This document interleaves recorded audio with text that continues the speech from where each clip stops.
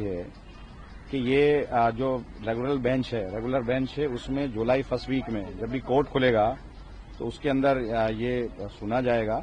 और तब तक जो भी लोग हैं जिन लोगों पर ये खतरा मंडरा रहा था उनको कहा गया कि वो पीएम उदय में या जो भी वो रिलीफ ले सकते हैं वो ले लें और अपनी एप्लीकेशन जिस तरह से पीएम उदय में और दूसरे लोग उसमें कवर हो रहे हैं उस तरह से इन लोगों को भी अपना इंडिविजुअल एप्लीकेशंस देनी है और उसमें हम लोग भी अपनी तरफ से पूरा देंगे क्योंकि ये जो एरिया है देखिए 2014 का जो प्रोटेक्टेड लैंड जो 2014 का पार्लियामेंट ने प्रोटेक्ट किया है वो उसमें आता है अनऑथराइज रेगुलाइज का पार्ट है और बाकायदा ये पिक एंड चूज वाला डीडीए ने अपनाया है जो कि गलत है क्योंकि मैं वहां विधायक हूं और मैं जानता हूं कि ये मेरा पूरा इलाका 40 साल से ज्यादा इसको बने हुए और 2014 में तो पार्लियामेंट से प्रोटेक्ट किया कि जो भी कॉलोनीज बन गई हैं और अनऑथराइज रेगुलाइज हैं और उसके अंदर जो भी कंस्ट्रक्शन है उस तक को प्रोटेक्ट किया। कॉलोनी तो पहले से प्रोटेक्टेड है तो ये गलत तरीके से ये पिक एंड चूज वाला रास्ता इख्तियार किया है डीडीए ने और डीडीए ने गलत रिपोर्टिंग की है। तो उसी चीजों को देखते हुए हम यहाँ सारे फैक्ट लेकर के आए थे। इसमें 3 चीजें हैं, एक तो पीएम उदय वाला है, पीएम उदय वाले में हम कवर्ड होते हैं, दूसरा अनऑथराइज रेगुलाइज का पार्ट है, कुछ एरिया तो ऐसा है जो 75 में अनऑथराइज रेगुलाइज हुआ है, कुछ एरिया उसके बाद अनऑथराइज रेगुलाइज हुआ है और ये तो बटला हाउस का मेन एरिया उसके पीछे तक का सारा जो है वो अनऑथराइज रेगुलाइज का पार्ट है और तीसरा जो 2014 में पार्लियामेंट ने जो प्रोटेक्ट किया है कि 2014 तक जो भी कंस्ट्रक्शन हो गया जो भी कॉलोनीज हैं वो उनको तोड़ा नहीं जाएगा तो उसमें भी हम कवर्ड होते हैं। तो गलत कर रहा है डीडीए और उसके लिए हम लोग आए हैं और हमें पूरी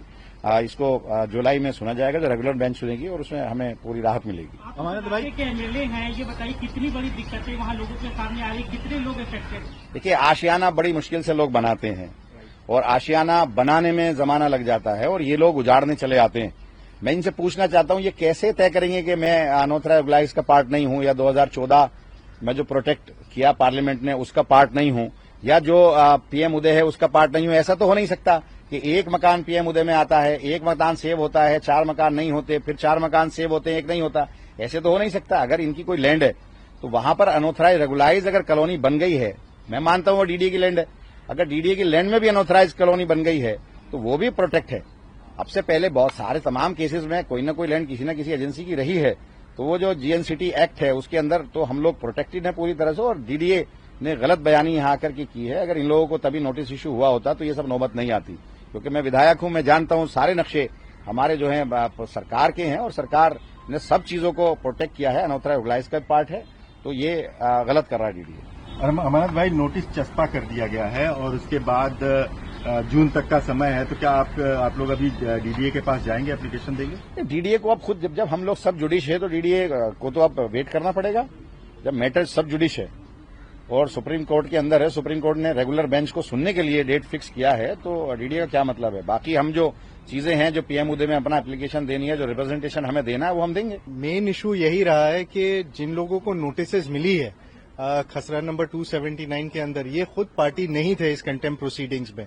और जबकि ये जब खुद पार्टी नहीं थे तो बिना इनका सुनवाई इनको डायरेक्टली नोटिस दिया गया। ऑर्डर में जबकि स्पेसिफिकली ये बात कही गई थी कि 15 दिन का नोटिस इनको दिया जाएगा जिसके जवाब ये दे सकेंगे,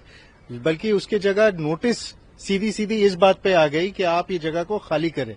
तो ये 2 मेन पॉइंट्स पर हम लोग ने सुप्रीम कोर्ट में याचिका दर्ज की थी और आज जैसे सुप्रीम कोर्ट ने कहा है कि फाइनली इस याचिका को भी रेगुलर मैटर यानी कि जो कंटेम्प्ट पिटीशन जो चल रही है सुप्रीम कोर्ट में खसरा 279 को लेकर के उसी मैटर के अंदर इसे सुनवाई होगी इसकी।